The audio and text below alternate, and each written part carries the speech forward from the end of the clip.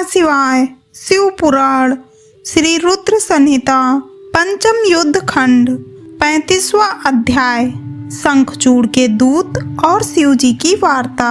सनत कुमार जी बोले, हे व्यास जी, जब इस प्रकार देवताओं की सेना लेकर भगवान शिव और राक्षसों की सेना के साथ असुर राज शंखचूड़ अपने अपने निवासों को छोड़कर युद्ध करने के लिए यात्रा करते करते रास्ते में रुक गए और दोनों सेनाएं कुछ ही दूर पर रुकी थीं, तब दैत्यराज शंखचूड़ ने अपने एक दूत को संदेश देकर भगवान शिव के पास भेजा।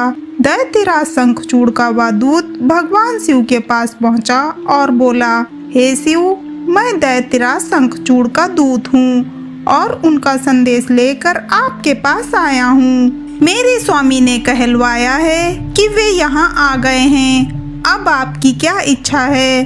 तब दैत्यराज के उस दूत से शिव जी बोले, दूत, तुम जाकर अपने स्वामी शंखचूड़ से कहो कि देवताओं के साथ शत्रुता छोड़कर उनसे मित्रता कर लो। उनका हड़पा हुआ राज्य उन्हें वापस कर दो और तुम सुखपूर्वक अपने राज्य पर शासन करो। दैत्यराज से कहना कि वे शुद्ध कर्मी महर्षि कश्यप की संतान हैं। उन्हें ऐसा करना शोभा नहीं देता, इसीलिए वे समय रहते मेरी समझाई हुई बात को समझ जाएं, अन्यथा इसके परिणाम दानवों के लिए बहुत घातक हो सकते हैं। भगवान शिव के इस प्रकार के वचन सुनकर वह दूत पुनः बोला, हे देवाधिदेव, हालांकि आपकी बातों में कुछ सच्चाई है, परंतु क्या हमेशा हर बात में असुर ही गलत होते हैं?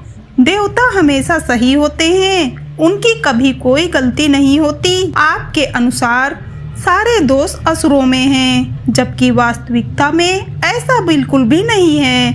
दोष केवल असुरों में ही नहीं, देवताओं में भी हैं। मैं उनका पक्ष लेने वाले आपसे पूछता हूँ कि मधु और कैटभ नामक दैत्यों के सिरों को किसने काटा? त्रिपुरों को युद्ध करने के पश्चात क्यों भस्म कर दिया गया? आप सदा से ही देवताओं और दानवों में पक्षपात करते आए हैं। आप देवताओं का ही कल्याण करते हैं, जबकि ईश्वर होने के नाते आप देवताओं और असुरों दोनों के लिए ही आराध्य हैं। इसीलिए आपको किसी एक के संबंध में नहीं, बल्कि दोनों के हितों को ध्यान में रखना चाहिए। शंखचूड़ के दूत के वचनों को सुनकर कल्याणकारी शिव बोले, दूत, तुम्हारी यह बात पूर्णतः गलत है। मैं देवताओं और दानवों में कभी कोई भेद नहीं करता। मैं तो सदा से ही अपने भक्तों के अधीन हूँ। मैं सदैव अपने भक्तों का कल्याण करता हूँ और उनके अभीष्ट कार्यों की सिद्धि करता हूँ। मुझे देवताओं पर आए संकट को दूर करना है, इसीलिए मुझे असुरों से युद्ध करना ही होगा।